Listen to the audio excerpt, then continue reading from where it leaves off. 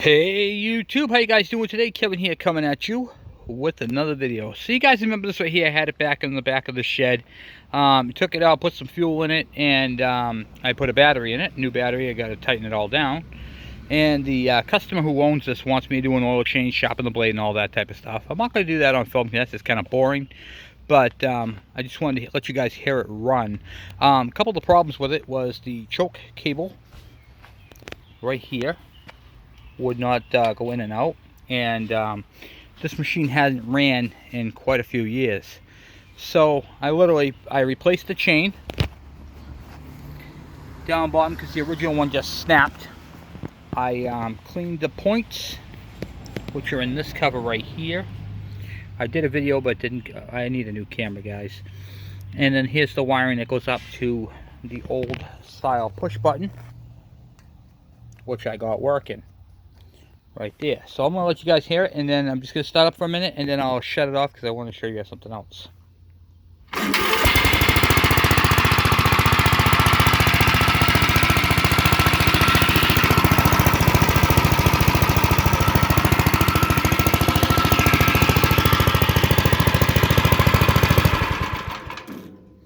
This thing is a beast. And this is a Gravely, and it's a 7.6. The 7.6 on this Gravely stands for 7.6 horsepower. That's almost an 8 horsepower. And you can see how they built them back then. I mean, that thing is cast iron and it's huge. It's a big motor. So this is a Gravely 7.6. You can undo the bolt in the front there. This bolt down bottom. Oh, almost dropped you guys. Undo that bolt down bottom there. And hold on 1 second. There we go. Undo the bolt down bottom, that whole piece comes off. They have a snowblower attachment, a generator attachment, all kinds of attachments for this thing. And this thing is a beast.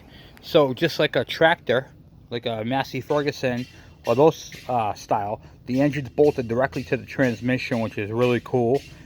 This is a shaft off the exhaust cam, and this is going for your magneto right here, which actually fires your ignition. Pretty neat, pretty cool setup. And it features a Zenith carburetor, kind of the same style you'd find on like a Model T or Model A Ford. Pretty neat. And the mower deck articulates. It's on a pivot, so it's pretty cool. But anyway, let's go take a look at the other thing.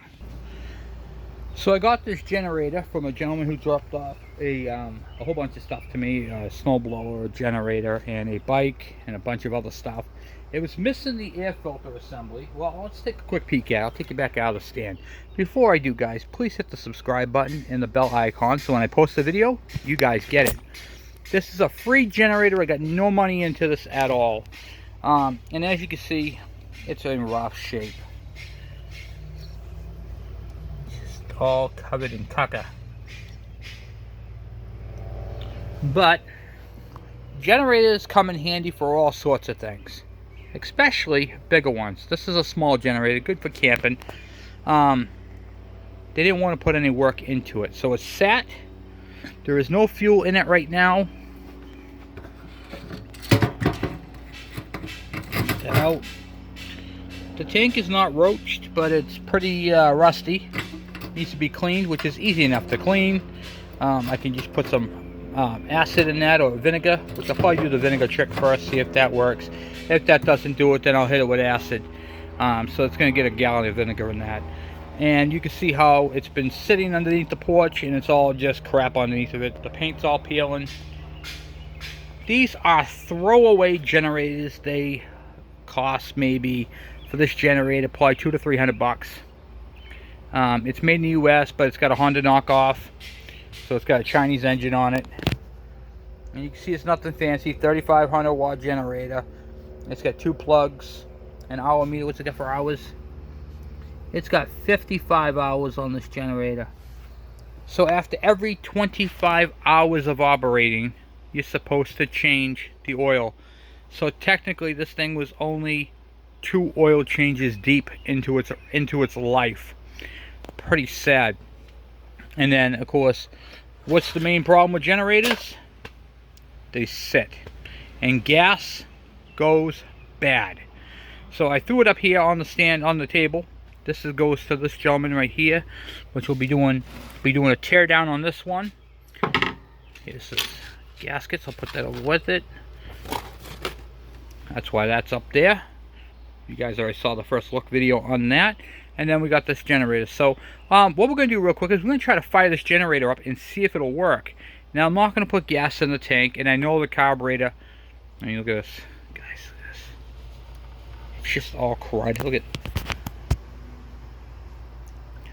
See, the petcock is all cocked. All right. So we're not going to put any of that type of stuff into it yet. We're not going to put fuel into it. We are going to, however, check the oil. Always check the oil before you start anything, because you never know. Well, automatic oil shutdown is what that is.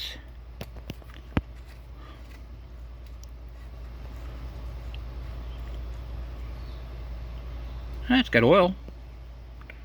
Not too bad in there either. Okay, so we got oil.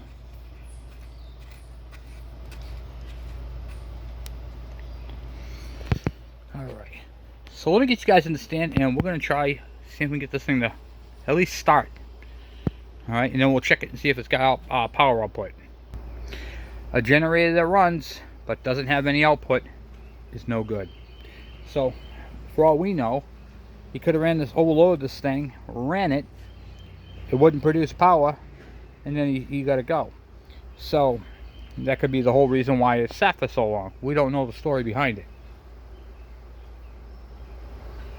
So, I got this little bottle here, and it's one of those little tie-dye bottles.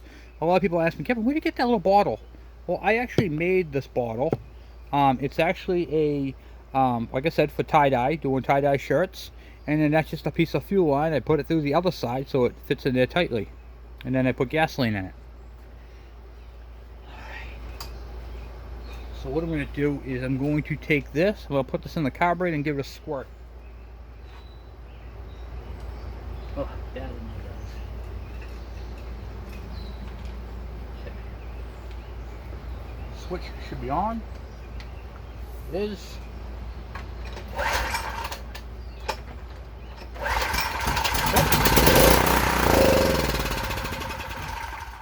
All right. Well, you see that? Okay, so we got the engine running. All right. Now I'm gonna go grab a lamp and see if this thing's got output. All right. So I grabbed the lamp and I just plugged it into the wall to make sure the light is good and make sure the switch is on. So let's get this on top of the tank someplace. See what's going on, and I will plug this in to said generator.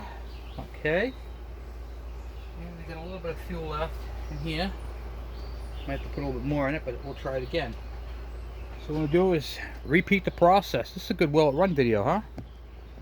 See if I can get you guys to see the light. No pun intended on that, guys. Look away from the light. Don't follow the light. All right.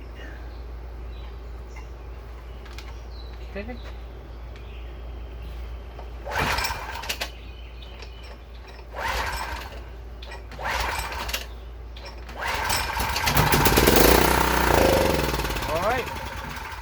It lit up for a second. That's all I needed to see.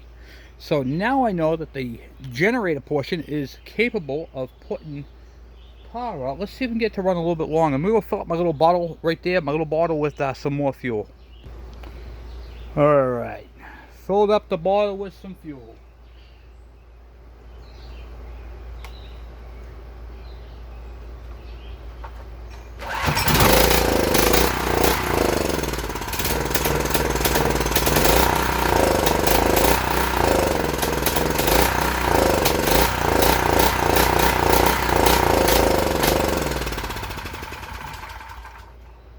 Alright, it will run and it will put out power. So I'm going to go ahead and order a carburetor. When I got this thing, it's the first thing I kind of looked on online to see how much an air filter is. So for this whole air filter assembly on this particular generator on eBay, they're about 25 bucks. The carburetor is $14 and everything is free shipping. So I'm going to go ahead and order a new carburetor and a air filter assembly. The petcock I'm going to try to clean out, and the tank I'm going to try to flush out. And then I'm not going to go crazy with it. I'm not going to paint it up or anything like this, because this is just going to be a nice little backup generator. And if the power goes out and one of my neighbors need to borrow it, I got a nice little generator for you.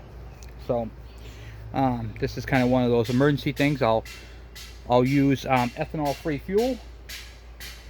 The fuel that I'm using on this, by the way, is the 40-to-1 mix. This comes in a can over at Lowe's and Home Depot. This stuff is pretty good. I use the 40-to-1, not the 50-to-1 in all my stuff, because I like a little bit more oil. I'd rather have it smoke a little bit and last longer than lean out, and you know how it is. But I use this right here when I do jobs like this, and the reason for that is because the two-stroke oil gives it top cylinder lubrication. Remember, this thing's been sitting for a very long time, and the second that thing starts, that cylinder's dry, right? So now it's got the lubrication from the oil, and it's going to take a second for that oil right there to get slung up. So what I try to do is I try to pull it over a little bit first to get the oil slinged up there, but it takes high RPM to do that. So it's a little tip for you.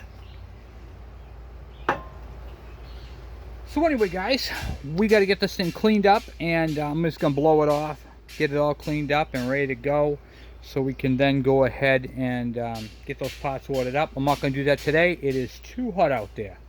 So what I'm working on today is all kinds of little two-strokes and little kind of weed whackers and trimmers and that sort of thing. So I'm not going to do video on all that, but the big stuff like this that's important, I will. So anyway, guys, thank you for watching. Thank you for subscribing. And if you guys have any questions or any comments, by all means, please send them my way. And I want to say thank you to all my new subscribers. You guys are awesome. Thank you. And thank you to all my old subscribers. You guys have been amazing. I love the comments. I got some really cool tools to show you. And tonight we're going to be doing a video. We're going to be back on the Suzuki later on tonight. And I'm going to be showing you guys how to test wiring and all that on the Suzuki right here. So it's going to be fun, and we'll be getting into that. So anyway, guys, thank you for watching once again. And I am out.